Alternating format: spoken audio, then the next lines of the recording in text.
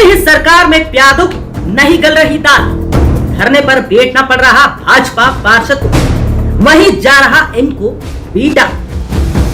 यह पूरा मामला उज्जैन के नगर निगम का बताया जा रहा है। दरअसल उज्जैन के नगर निगम में भाजपा पार्षद के साथ मारपीट का मामला सामने आया है। यहाँ नगर निगम कर्मचारी ने भाजपा पार्षद के साथ जमकर मारपीट की और उनका कुर्ता फाड़ दिया।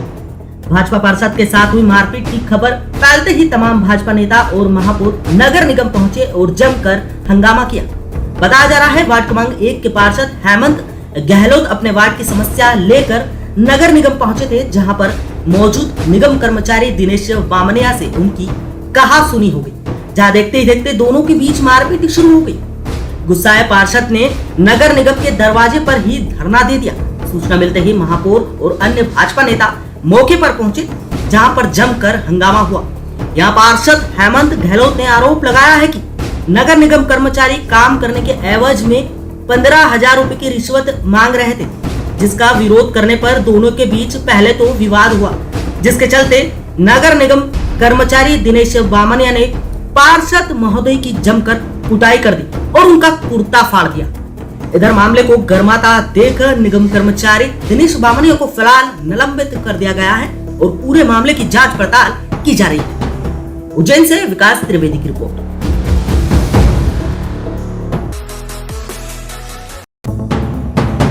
उज्जैन में जमीन विवाद में जमकर मारपीट हुई। विवाद के चलते रिश्तेदारों में लड़ाई हुई। मारपीट का सीसीटीवी फुटेज भी सामने आया है।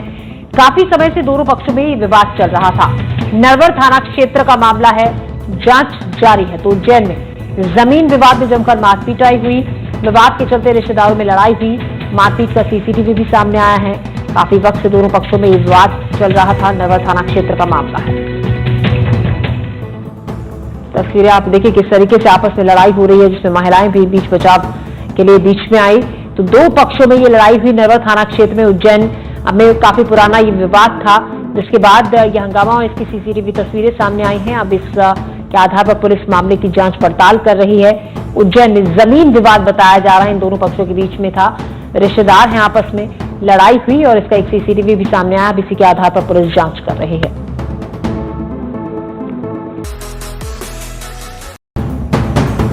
धार जिले की मनावर तहसील के ग्राम गुलाटी और बालीपुर को जोड़ने वाला मार्ग जर्जर हालत में पहुंच चुका है।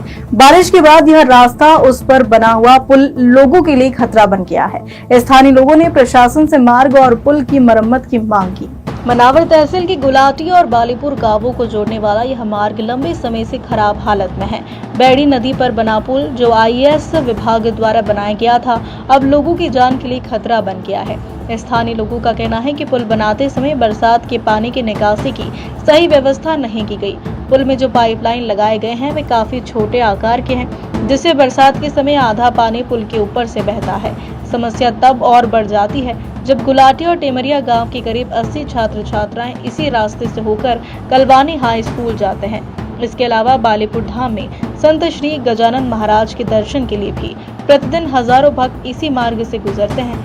ग्रामीणों ने बताया कि वे अपनी ओर से मार्ग की मरम्मत करने की कोशिश करते हैं, लेकिन प्रशासन ने अब तक कोई कार्रवाई नहीं की। लोगों का कहना है कि अधिकारी शिकायत सुनने के बाद भी साइट पर जाकर हालत नहीं देखते। ग्रामीणों ने मांग की है कि इस तरह सिर्फ 1 से 1.5 किलोमीटर लंबे मार्ग का शीघ्र सुधार किया जाए, ताकि छात्रों, किसानों और श्रद्धालुओं को राहत मिल सके। वही मामले में विधायक हीरालाल अलावा ने बताया कि इस समस्या को लेकर कई बार प्रशासन को अवगत करवाया गया, लेकिन अब तक कार्य नहीं हुआ। जहां उन्होंने सरकार से मांग की है कि आगामी बजट सत्र में इस पुल निर्माण को लेकर विशेष राशि स्वीकृत की जाए। हम स्कूल जाते हैं, पुल पे बहुत दिक्कत होती है क्योंकि बारिश में पानी ज्यादा होने की संभावना होती है, फिसलन भी होती है। हमारे साथ बड़ों को भी दिक्कत होती है। पानी भरने की वजह से फिसलन बहुत हो जाती है, जिससे निकलने में दिक्कत होती है। तो ये यहाँ पे जो पुल है उसका मतलब ऊंचाई कम होने के कारण पानी इसके अधिकतर हमेशा 12 महीने। बालाघाट से इंसानियत को शर्मसार करने वाली तस्वीर सामने आई। यहाँ 108 एम्बुलेंस में सवार मलेरिया पीड़िता से इलाज के रास्ते में ही पैसे वसूले गए। वीडियो वायरल होते ही प्रशासन हरकत में आया और दोनों आरोपियों को गिरफ्तार कर लिया है। यह पूरा मामला बिरसा विकासखंड के ग्राम जत्ता का है, जहां 20 वर्षीय गायत्री उइके मलेरिया से पीड़ित थी। बिरसा अस्पताल से उसे बालाघाट जिला अस्पताल रेफर किया था। एक स्वाट एम्बुलेंस लेकर निकले चालक ललित पवार और ईएमटी अनिल रांगडाले ने रास्ते में लोगुर घाटी के जंगलों के बीच एम्बुलेंस रोक दी और मरीज के परिजनों से 700 रुपए की मांग कर डाली। परिजनों के पास केवल 600 रुपए थे, जो देने के बाद ही एम्बुलेंस आगे बढ़ी। एम्बुलेंस देर रात जिला अस्पताल पहुंची, लेकिन तब तक बहुत देर हो चुकी थी। गायत्री की मौत हो गई। कलेक्टर मृणाल मीना के निर्देश पर दोनों एम्बुलेंस कर्मियों के खिलाफ एफआईआर दर्ज कर गिरफ्तारी की गई है। मुख्य चिकित्सा एवं स्वास्थ्य अधिकारी ने मामले को गंभीर मानते हुए 108 सेवा संचालक जय अम्बे इमरजेंसी सर्विसेज के खिलाफ भी कार्रवाई के लिए रिपोर्ट भेजी है। वहीं पुलिस अधीक्षक आदित्य मिश्रा ने इस पूरे मामले को बेहद गंभीर घटना बताया। देंगे भैया, हम बालाघाट हमको पहुंचा दो, हॉस्पिटल चले जाएंगे, उसके बाद आपको पैसा दे देंगे। तो विश्वास नहीं है कहे। अच्छा। हाँ, विश्वास हम किसी के ऊपर नहीं कर सकते कहे। अच्छा। तो धीरे धीरे रोकते रोकते लाए हैं पेशेंट को। हम बोले पेशेंट की हालत बहुत गंभीर हो रही है, हमको जल्दी ले जाओ। तो जा तो रहे हैं बोले। अच्छा। बहुत चिढ़ रहे थे आप लोग के ऊपर? बहुत वो जो शटर रहता है वहाँ पर जी, उसको खोलकर बार बार दोनों बोले जा रहे थे। मैंने बोले शराबी पिए हुए थे वो लोग। अच्छा, जो ड्राइवर और उसके साथ ड्राइवर शराबी पिए हुए थे और बहुत चिढ़ भी रहती। घटना हुई है। बार बार देखने में आ रहा है कि कुछ एम्बुलेंस के जो ऑपरेटर्स रहते हैं वो हॉस्पिटल लेके जाने के नाम पे पेशेंट से बार बार डीलिंग करते हैं या उनसे पूछते हैं। तो मैं उनको भी एक बार चेताना चाहता हूँ कि यदि आपके खिलाफ कंप्लेंट मिलती है तो आप ये मान के चलिएगा कि आपको जेल जाना पड़ेगा। सब नियम और रूल्स रेगुलेशंस एसओपी फिक्स्ड हैं। किसी भी इमरजेंसी सर्विसेज में आप किसी भी हॉस्पिटल में जा सकते हैं। आज मध्य प्रदेश मंत्रिमंडल की बैठक मंगलवार को भोपाल में संपन्न हुई। मुख्यमंत्री डॉक्टर मोहन यादव की अध्यक्षता में हुई बैठक में कई अहम प्रस्तावों पर चर्चा करने के बाद उन्हें मंजूरी दी गई। बैठक के बाद संसदीय कार्य मंत्री कैलाश विजयवर्गीय ने सरकार के फैसलों की जानकारी दी। कैबिनेट मंत्री ने बताया कि प्रधानमंत्री आवास योजना के लिए हर जिले को 80 करोड़ रुपए की राशि दी जाएगी। साथ ही आगामी 150वीं बिरसा मुंडा जयंती को जनजातीय गौरव दिवस के रूप में पूरे प्रदेश में मनाया जाएगा। इसको शिक्षण संस्थाओं में भी इसकी गतिविधियां चलेगी और साथ ही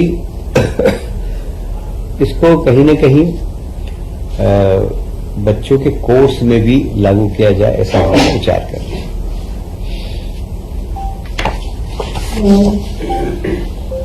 मध्य प्रदेश का स्थापना दिवस 1 नवंबर को है और 1 नवंबर को मुख्य कार्यक्रम रविंद्र भवन में होगा, जहां विजय मध्य प्रदेश का कार्यक्रम होगा और इसको मोतीलाल नेहरू स्टेडियम में भी राज्य उत्सव के रूप में मनाया जाएगा। रविंद्र भवन और मोतीलाल नेहरू स्टेडियम में अलग अलग कार्यक्रम होंगे। रविंद्र भवन में विजन डॉक्यूमेंट्स का विमोचन होगा और निवेश संबंधी उपलब्धियां जो 2 वर्षों में हमने प्राप्त की और उसकी जानकारी से अवगत कराएंगे। डिजिटल सेवाओं का लोकार्पण, देखिए गुड गवर्नेंस के लिए बहुत जरूरी है कि डिजिटल सेवाएं ज्यादा से ज्यादा हो और हमारी सरकार इसको बहुत गंभीरता से पालन कर रही है और हम डिजिटल सेवाओं का कार्यक्षेत्र बढ़ाते हुए जा रहे हैं। रोजगार और कौशल विकास, किसी भी सरकार के लिए अपने प्रदेश के लोगों को रोजगार देना एक चुनौती है अभी और हमने इसको बहुत फोकस किया है, इन्वेस्टमेंट लाकर, उद्योग लगाकर और तकनीकी शिक्षा के माध्यम से, कौशल विकास के माध्यम से और अलग अलग प्रकार की योजनाएं लागी। जैसे विश्वकर्मा जयंती पे हमने